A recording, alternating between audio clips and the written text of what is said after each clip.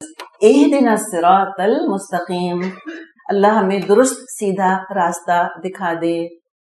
الصراط المستقیم، اللہ تعالیٰ ہمیں درست راستہ دکھا دے. یعنی اس آیت کے اندر طلب موجود ہے، اللہ مجھ کو شریعت چاہیے. ہم زندگی کا سفر طے کر رہے ہیں، اور کسی نے کہا ہے نا کہ your journey is your destination. جس سفر پہ چلو گے وہیں پہنچو گے. ملتان جانے والی ٹرین میں بیٹھیں گے تو ملتان ہی پہنچیں گے، اور کدھر جائیں گے؟ امریکہ جانے والے جہاز میں بیٹھیں گے تو امریکہ ہی پہنچیں گے، فرانس نہیں پہنچ جائیں گے. تو your journey is your destination. تو درست راستہ مانگا، مستقیم، درست راستہ، سیدھا راستہ دکھا دے. یعنی اللہ مجھ کو وقت گزارنے کا طریقہ بتا دے کہ میں ٹائم کیسے گزاروں، میں کیا عمل کروں. تو یہ مانگا گیا ہے اللہ تعالیٰ سے. اچھا، اہدنا الصراط المستقیم میں جو ایک میننگز ایمبیڈڈ ہیں وہ یہ کہ اللہ پہلے قدم سے لے کر آخری قدم تک اللہ تعالیٰ تو مجھ کو ہدایت دیتا رہے، بیچ میں نہ چھوڑ اللہ. بعض دفعہ ہم کسی سے گائیڈنس مانگتے ہیں، کوئی ہمیں سڑک نہیں پتہ چل رہی ہوتی تو وہ کوئی انسٹرکشن دے دیتا ہے کہ جی آپ یوں جائیں، رائٹ موڑیں تو یہ آ جائے گا. ٹھیک ہے، یہ بھی ہدایت ہے، یہ بھی ہدایت کا ایک درجہ ہے کہ کم از کم اس نے وربل انسٹرکشنز ہم کو دے دی. اور کوئی ایسا ہوتا ہے کہتا ہے اچھا میں آپ کے ساتھ خود چلتا ہوں، میں آپ کو پہنچا دیتا ہوں منزل تک، آپ میری گاڑی کے پیچھے پیچھے آئیے. یعنی منزل تک پہنچا دینا، یہ ہے اس کے اندر اہدنا الصراط المستقیم. اللہ بس ہمیں جنت تک پہنچا دے، ہمارا تو ساتھ نہ چھوڑنا کبھی بھی. اچھا، الصراط کہا ہے، الف لام لگا ہوا ہے. دا از اے پرٹیکولر وے، ایک مخصوص راستہ ہے. ہر راستہ جنت تک نہیں لے کے جائے گا. اور جب سے دنیا بنی اس سے لے کے اب تک ہمیشہ ایسا ہوا کہ جو جس دین پر تھا اس نے اپنے ہی دین کو ٹھیک سمجھا. یہ آج پہلی دفعہ ہم دیکھ رہے ہیں کہ ہر شخص ہر ایک کے دین کو کہنے لگ گیا کہ سبھی ٹھیک کر رہے ہیں، ایوری بڈی از رائٹ. نہیں، یہ بات نہیں ہے. اگر سبھی ٹھیک ہیں تو ہدایت کی کیا دعا مانگنی ہے؟ تو اس کے اندر ایمبیڈڈ ہے کہ ہم اللہ تعالیٰ سے شریعت مانگ رہے ہیں، اور ایک ہی راستہ ہے جو کہ ہم کو لے کے جائے گا انشاءاللہ تعالیٰ جنت تک. اچھا، اب یہ دیکھیں اس میں کہ ابھی صراط مستقیم کیا ہے، پھر تھوڑا سا بیک ٹریک کرتے ہیں. ہم اپنی زندگی میں آتے ہیں، دعا تو مانگ لی ہم نے، ہمیں کہاں کہاں ہدایت کی ضرورت ہے. انسانوں کو جب سے دنیا بنی ہے کچھ ایسے ایشوز ہیں جنہوں نے ہمیشہ لوگوں کو پریشان کیے، جس میں کہ توازن رکھ نہیں سکے. اچھا، مستقیم ایک اور بہت امپورٹنٹ ورڈ ہے جو رہ گیا. دیکھیے، استقامت یعنی ایک بیلنس طریقے سے کھڑے ہو جانا.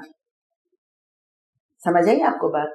سمجھے کہ ایک معتدل راستہ، بیلنسڈ راستہ، یہ ہمیں دکھا دے. درست، اسی کے ہم ٹیڑھے کھڑے ہوتے ہیں، بہت دیر کھڑے نہیں ہو سکتے، یعنی کہ ماڈریٹ وے چاہیے، سیدھا درست راستہ چاہیے.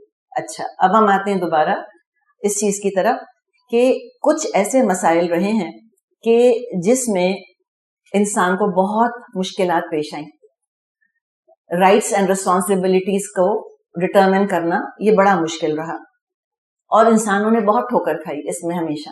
کبھی ایک ایکسٹریم پر گئے، کبھی دوسرے ایکسٹریم پر گئے. اچھا، وہ کیا چیزیں ہیں؟ مثال کے طور پر نمبر 1 جو ایشو رہا انسانوں کا، جس پہ فلاسفرز نے بات کری اور سوسیولوجسٹ نے بات کری، انڈیویجولزم ورسز سوسائٹی، فرد اور معاشرہ. ہوتا کیا ہے، یا تو معاشرے کا، گورنمنٹ کا، سوسائٹی کا اتنا کنٹرول ہو جاتا ہے کہ اسپارٹن سوسائٹی بن جاتی. کبھی آپ نے اسپارٹا کے بارے میں پڑھا؟ ان کے ہاں یہ بھی اجازت ان کو نہیں تھی مردوں کو کہ وہ جا کر اپنے خاندان والوں کے ساتھ بیٹھ کے کھانا کھا سکیں. یہ معاملہ تھا، اتنا جبر تھا ان کے اوپر، کوئی انڈیویجول آزادی نہیں تھی. تو یہ وہ ایکسٹریم تھی. یا یہ ایکسٹریم ہے کہ جس کا جو جی چاہے کرتا پھرے، جو مرضی وہ ویڈیو بنا کر وہ یوٹیوب پہ یا انٹرنیٹ پہ ڈال دے، چاہے پورنوگرافی ہو، چاہے وہ کوئی اور چیز ہو، جو مرضی کہے، جو مرضی کرے. اتنی آزادی کے معاشرہ تباہ اور برباد ہونے لگ جائے. تو یہ ایکسٹریمز رہی ہیں ہمیشہ سے. دوسری چیز، عورت اور مرد، جینڈر رولز. عورت کی کیا رائٹس اینڈ ریسپانسبلٹیز ہیں، مرد کی کیا رائٹس اینڈ ریسپانسبلٹیز ہیں. ایک زمانہ تھا کہ عورت کو جانور کہتے تھے، اب وہ زمانہ ہے کہ مردوں کو جانور کہتے ہیں. تو ایسے کیسے کام چلے گا؟ ایسے کیسے پیس ہوگا؟ مجھے بتائیں. ایک اور جو ایشو رہا، سرمایہ اور مزدور، لیبر ورسز کیپٹل. مزدور کے کیا رائٹس اور ریسپانسبلٹیز ہیں، اور جو کیپٹل لگا رہا ہے اس کی کیا رائٹس اور ریسپانسبلٹیز ہیں. یا تو وہ بنا دیں گے کمیونزم، یا ایبسولوٹ انبرڈلڈ کیپٹلزم. یا تو ایکسپلائٹیشن ایک کا ہو رہا ہوگا مزدور کا, یا ایکسپلائٹیشن ہو رہا ہوگا سرمایہ لگانے والے کا. تو پھر اس کا معتدل میڈیم پوائنٹ کہاں ملے گا ہم کو؟ آسان ہے مسئلے نہیں ہیں. تیسری چیز رحم اور عدل. کہاں رحم کرنا ہے, کہاں جسٹس ہونا چاہیے, آسان نہیں ہے, ویری ڈیفیکلٹ. اس کے بعد ہمارا جسم تو ہے, ایک مادی وجود تو ہے, لیکن ہمیں پتہ ہے ہمارا روحانی وجود بھی ہے. تو اسپرچویلٹی اینڈ مٹیریلزم کیا کریں, کیسے توازن رکھیں کہ جسم کو جسم کا حق مل جائے, روح کو روح کا حق مل جائے. ناٹ ایزی, مشکل ہے بہت. اور پھر دنیا اور آخرت, کیا دنیا چھوڑ دیں آخرت لینے کے لیے, یا آخرت کو قربان کر دیں دنیا کے لیے؟ کیا ادھر اور ہے, یا دنیا لے لو یا آخرت لے لو؟ What is it? How to make a balance, how to keep a balance? کیسے عدل کریں گے دونوں میں؟ ہم نہیں کر سکتے. اللہ سے دعا کی اہدنا الصراط المستقیم, اللہ تو بتا دے ہم کو, تو سکھا دے. اور یہ کون سکھا سکتا ہے, کون بتائے گا؟ جو نہ مرد ہے نہ عورت, دونوں کا بنانے والا, جس نے سرمایہ بھی دیا, جس نے جسمانی طاقت بھی دی, جس کو رحم بھی کرنا آتا ہے اور عدل بھی کرنا آتا ہے, وہی بتائے گا. اور وہ اللہ ہے. اس کو بھی ذہنی طور پہ پلیز ابھی سے قبول کر لیجئے.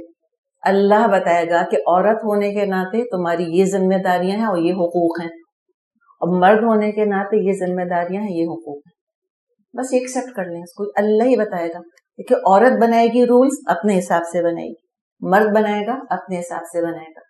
کون عدل کرے گا جو نہ مرد نہ عورت, دونوں کا بنانے والا اللہ. تو یہ اللہ نے پوری شریعت ہم کو دے دی ہے. ان سارے مسائل کا اتنا حسین حل ہے قرآن کے اندر کہ انسان حیران ہو جاتا ہے.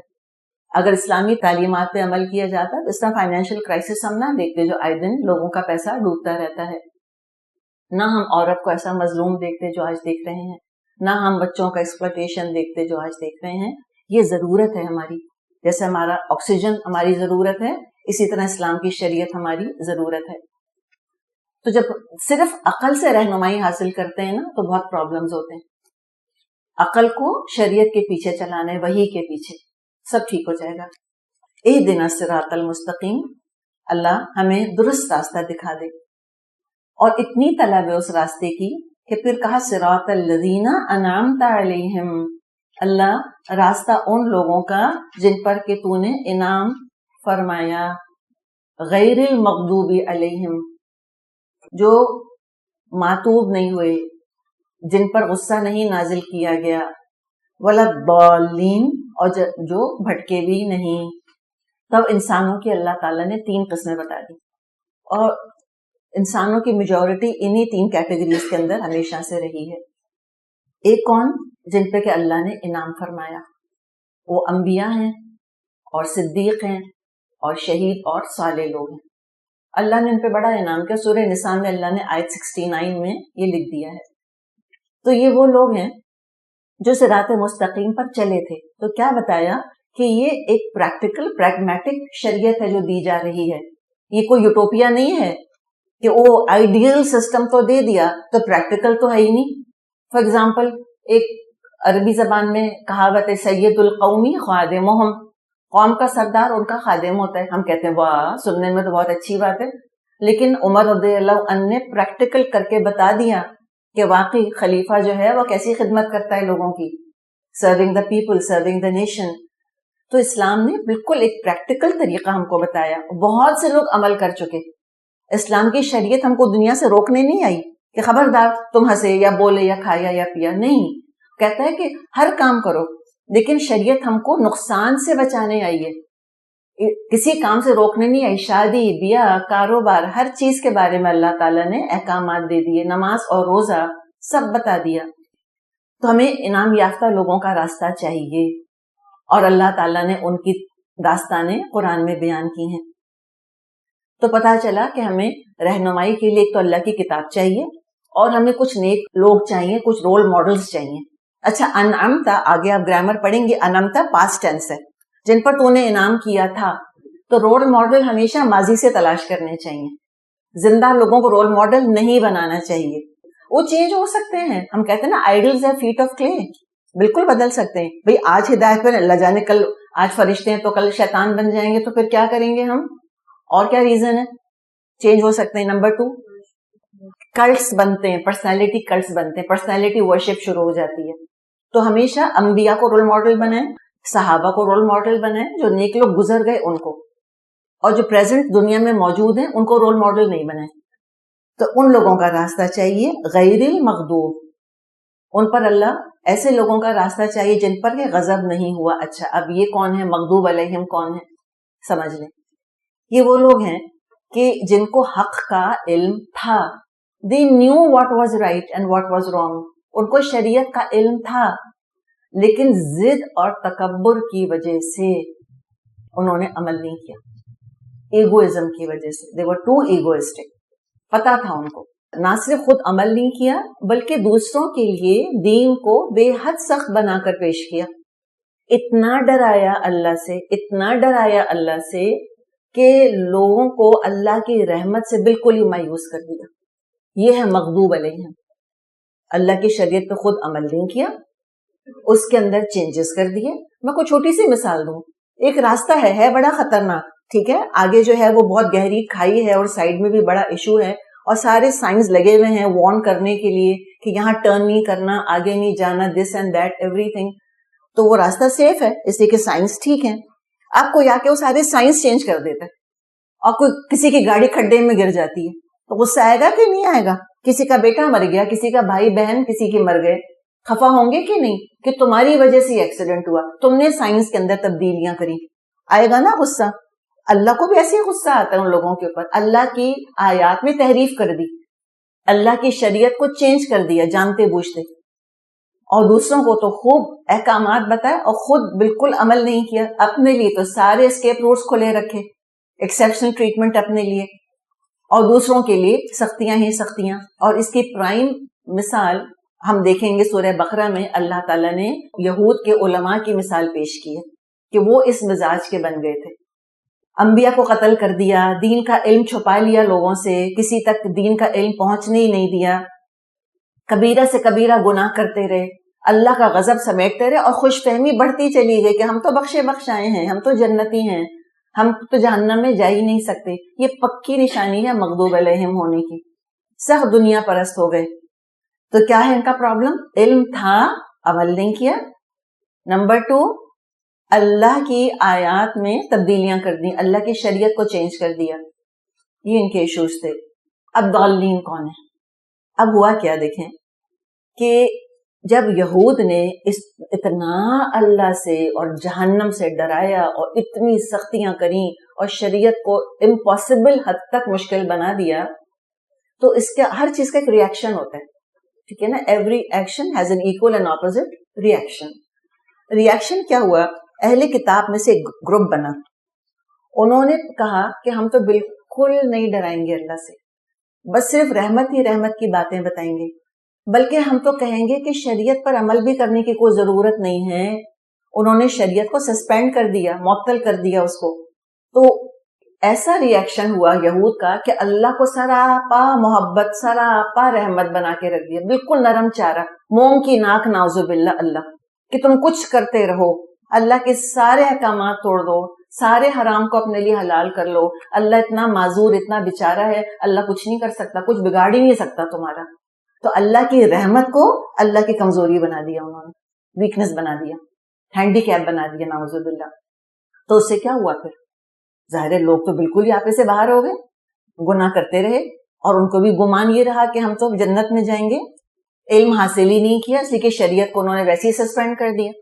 تو بغیر علم کے اپنی طرف سے ایک نیا راستہ بنا لیا جنت تک پہنچنے کا, خود ہی نئے نئے نیکیاں ایجاد کر لی, اور کہا کہ ہمیں کوئی بخشوا دے گا. اگر سپوزنگ کو اللہ ناراض بھی ہوا تو ہے نا عیسیٰ علیہ السلام اللہ کے بیٹے, یہ بخشوا دیں گے ہم کو. تو گناہ کرنا ہمارا کام, ہمیں بخشوانا کسی اور کا کام. تو یہ کون ہے؟ ضالین, علم ہی حاصل نہیں کیا. تب 2 گروپس ہو گئے. کیا؟ ایک کے پاس علم تھا, عمل نہیں کیا. دوسرے کے پاس علم نہیں تھا اور الٹے سیدھے عمل کرتے رہے بغیر علم حاصل کیے. بعض دفعہ لوگ کیا کہتے ہیں بھئی زیادہ پڑھنا نہیں چاہیے, جتنا علم ہوگا نا ہمیں اتنا ہماری پکڑ ہوگی. تو کیا کہہ رہے ہیں وہ کہ اللہ تعالیٰ ہمیں ضالین کی کیٹیگریز میں ڈال دے, ہم کو تو گمراہ ہونے والوں میں ڈال دے. یا یہ کہنا کہ میری نیت بہت اچھی ہے. یہ نیت کتنی بھی اچھی ہو، بہت اچھی نیت سے آپ میرے گھر آنا چاہتی ہیں، مجھے کوئی شک نہیں آپ کی سنسیئرٹی میں، خلوص میں، وہ تھوڑا سا چھوٹا سا پرابلم ہے، کیا ایڈریس ہی نہیں معلوم، کدھر جائیں گے؟ نہیں پہنچ سکیں گے. تمام تر اچھے انٹینشن کے باوجود نہیں پہنچ سکیں گے. تو اس صراط مستقیم کے لیے علم چاہیے.